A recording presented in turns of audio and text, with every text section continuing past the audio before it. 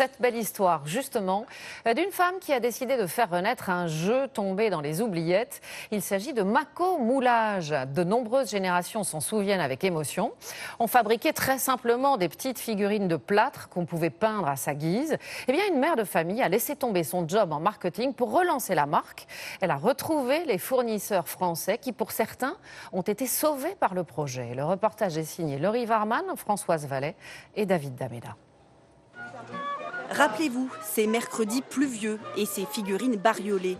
Ces poules, vaches et schtroumpfs ont bercé l'enfance de nombreux Français. Je me souviens très bien de l'odeur et j'en avais quand j'étais mais gamine, enfin ça fait il n'y a pas si longtemps, mais voilà. Donc je connais, j'en ai fait, c'est rigolo. Ouais.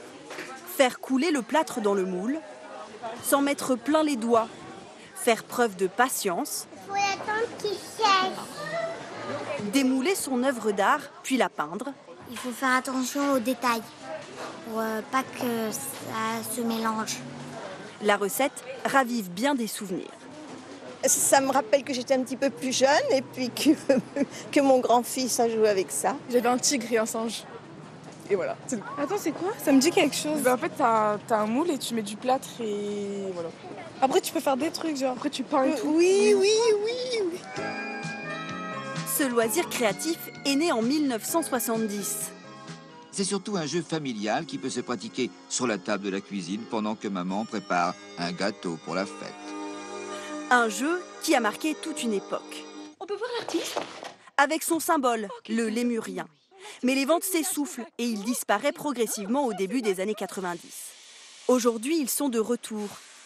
Avec cette chef d'entreprise. Après une carrière dans le marketing, Agnès Beuchet a voulu faire revivre ces figurines. Les gens se disaient sur les forums, mais où est-ce qu'on peut trouver du Mako Moulage? Pourquoi il n'y en a plus? Et pendant cette période, je me suis effectivement réveillée un matin en me disant, mais si je relançais ce jouet, je suis sûre que ça fonctionnerait aujourd'hui. Avec ses fonds propres et des aides de l'État, elle rachète la marque, lui redonne un coup de jeune. Seule la boîte est fabriquée en Italie. Mais pour le reste, Agnès Beuchet a fait le pari du Made in France. Je suis tombée sur une entreprise de latex qui, pour la petite histoire, fabriquait pour les Mako Moulages de l'époque. J'ai été chercher du plâtre de Carpentras. Tous les papiers viennent du Nord. Quant à la peinture, elle vient d'Indre-et-Loire.